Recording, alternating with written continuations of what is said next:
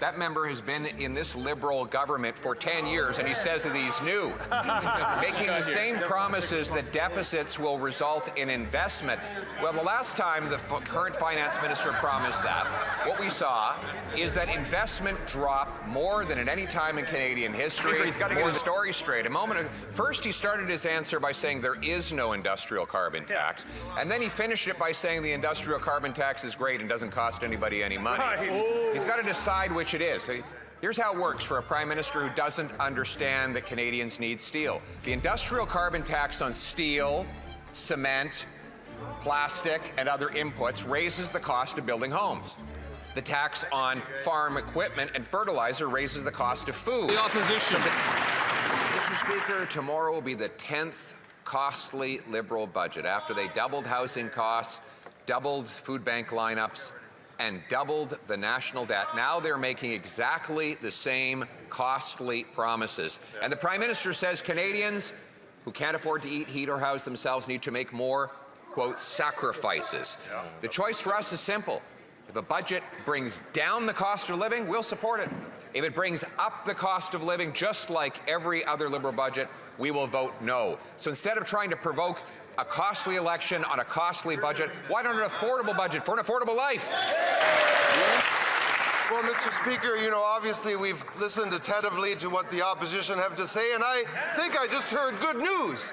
The Leader of the Opposition saying that he's going to order his troops and himself, and they'll walk in here and support this great, affordable, Liberal budget that's coming down tomorrow, a budget that brings down taxes for Canadians, a budget that brings down taxes and GST for first-time homebuyers, a budget that makes life more affordable and creates opportunities for young people all over this country, a generational budget, and a budget that I know will be glad to have the support of the Leader of the Opposition.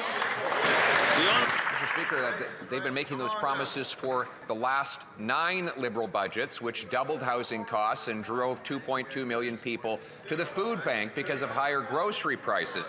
So if he wants to take ideas for an affordable budget, an affordable life, here's one.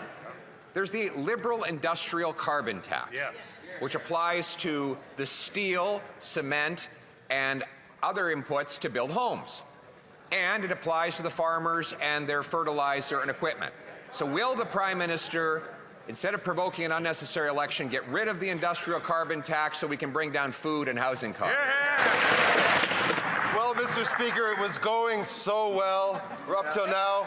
We still have hope, though, that this Leader of the Opposition won't want to send Canadians, including our great farmers, to the polls over the Christmas season.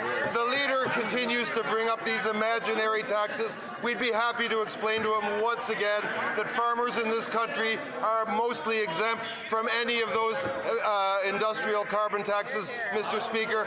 The budget will be affordable. The budget will be great. The budget will build this country and build opportunities for farmers, for young people, and all Canadians. Mr. Speaker, he's got to get his story straight. First, he started his answer by saying there is no industrial carbon tax, and then he finished it by saying the industrial carbon tax is great and doesn't cost anybody any money. He's got to decide which it is. Here's how it works for a Prime Minister who doesn't understand that Canadians need steel. The industrial carbon tax on steel, cement, plastic, and other inputs raises the cost of building homes. The tax on farm equipment and fertilizer raises the cost of food. So if they want an affordable budget for an affordable life, why not scrap this industrial carbon tax on food and homes? Mr. Speaker, earlier this year, Canadians elected a new government with a strong mandate to build the strongest economy in G7. Tomorrow, we will table a generational budget, Mr. Speaker. We will invest less in government operations so we can invest more in Canada. We will build Canada. We will invest in Canadians. We will invest across this country from coast to coast to coast and build the strongest economy in the G7. It's time for the Leader and his party to stop the rhetoric. Join us. Support this budget. Thank you, Mr.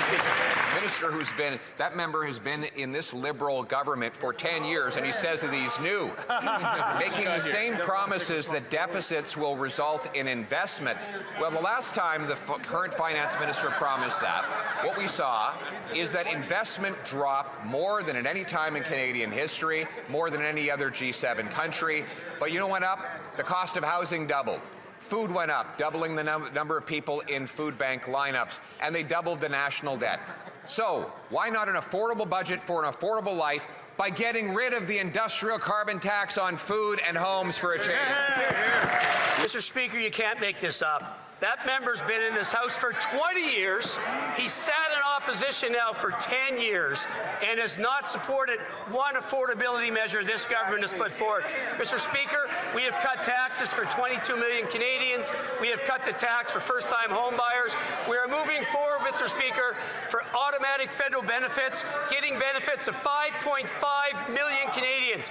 They do nothing but vote against affordability measures. He's been in this House for 20 years. He has produced nothing. Thank you, Mr. Speaker.